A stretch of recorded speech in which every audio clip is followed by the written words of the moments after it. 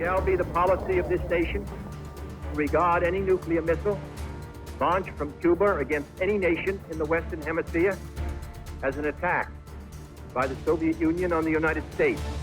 If we were crazy enough to fight World War III, someone had to be crazy enough to start it.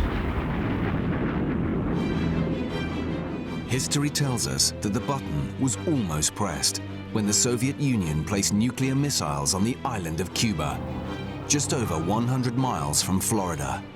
But, according to some, the world actually came far closer to nuclear war in 1967, when a Soviet Gulf-class submarine K-129 left its northern port to cruise the Pacific.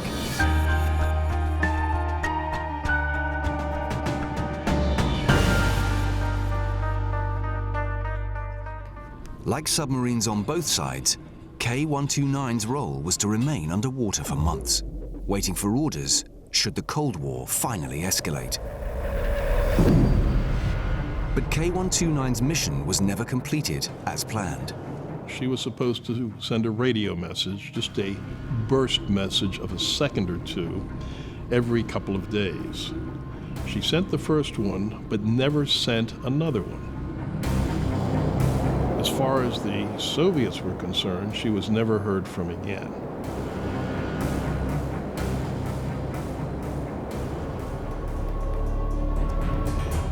As soon as the Soviets realized they'd lost a sub, they sent a massive fleet to search the area where she should have been patrolling.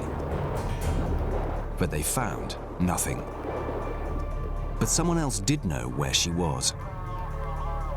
Hundreds of miles to the south of the Soviet search area, close to Hawaii, an American system of special underwater microphones had picked up the telltale signs of a submarine exploding.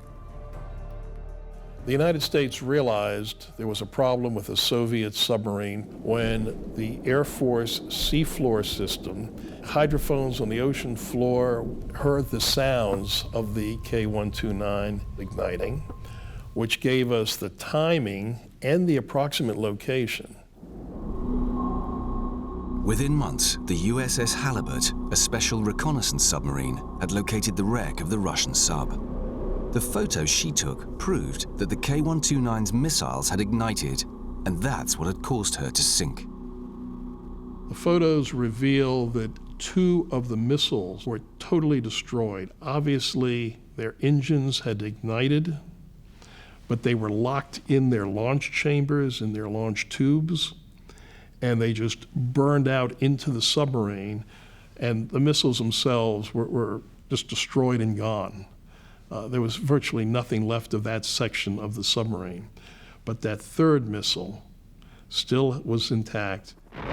But for Kenneth Sewell, the big question was not whether the Russian sub had exploded, but what was she doing so close to Hawaii? Sewell's theory is that K-129 was not on a so-called war patrol when she sank, but that she was actively engaged in launching one of her missiles against the USA. You have to realize that this missile was up in the launch position. It was fueled. It was in countdown. I mean, we were literally minutes, maybe seconds away from this bird taken to the air. It would have started World War III. It would have changed the balance of power in the Cold War, ultimately leading to the demise of the United States, Great Britain, Canada, Australia.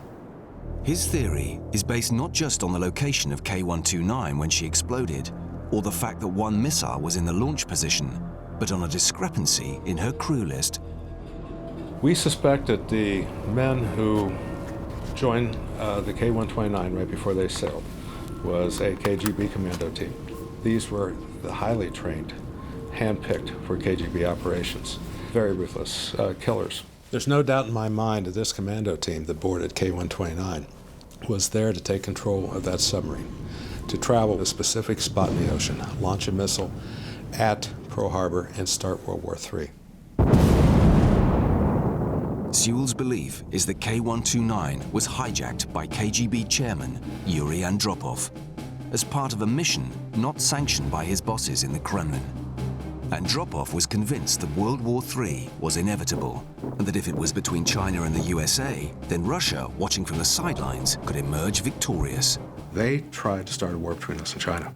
They did that to weaken the United States, to strengthen the Soviet Union. Get your two enemies to fight, and you pick up the pieces. Sewell's theory is that the KGB team was trying to trick the US into believing it was under attack from China, not Russia.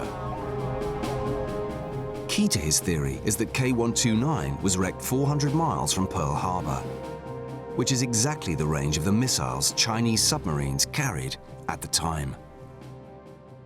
That location where the K-129 went down was exactly where a Chinese submarine would have launched to attack Pearl Harbor. The missiles they carried had a range of 400 nautical miles. And if it had been a Soviet submarine actually making an attack sanctioned by the Soviet government, it would most definitely have launched from 800 miles. There was no doubt it would have been blamed on the Chinese. There's no doubt that American missiles would have been in the air heading for China. If Kenneth Sewell is right, and K-129 had been hijacked by Soviet hardliners, what saved the world from Armageddon? I believe that the captain realized that this was not an authorized act by the Soviet government, that it was a rogue element in the KGB, and I believe the captain gave them the wrong code. When you had attempted launch with the wrong code, it would detonate the warhead, which would cause the missile to explode, which sank the submarine. We owe him a really big debt of gratitude. He's one of these unsung heroes of history that will never really get credit. Whatever caused the sinking of the K-129, 7 years after she'd sunk, the Americans attempted to salvage her. And in one of the most audacious missions of the Cold War, they contracted the maverick billionaire Howard Hughes to provide the cover story. CIA used oil field drilling technology to put down 16,000 feet of steel pipe with a giant claw on the end to pick up the submarine. According to Kenneth Sewell, the CIA wanted to bring the sub to the surface to prove it was engaged in an attack on the USA. There was nothing that we needed from that submarine in 1975 except to bring it back and to use it to blackmail the Russians. He claims that by putting the submarine on display, the rest of the world would find out what the Russians had planned. Unfortunately, things didn't go to plan, and the submarine never made it to the surface. As the claw was lifting it, for a number of technical reasons, the submarine broke. The main part containing the missile with the nuclear warhead broke off, fell back to the ocean floor, and we were able to pull in only the forward 38 feet of the submarine. But had the rest of the submarine made it to the surface, Norman Polmar is certain that the mystery of the K-129 sinking would have proved to have been no more than a tragic accident. Based on seabed photos, he's sure he knows what happened. We know Russian missile submarines would check, test their fire control missile launch system. Something went wrong on the K-129. Probably a short circuit, a mechanical difficulty of some sort, ignited one of the missiles in the tube. The top of the tube, the cap, was closed. So the exhaust from this very powerful liquid-fueled rocket tore into the submarine, instantly killing all 98 people. At the same time, the ignition of the first missile started to tear apart that part of the submarine. Some number of seconds later, the second missile ignited. By this time, the submarine was torn open and sinking.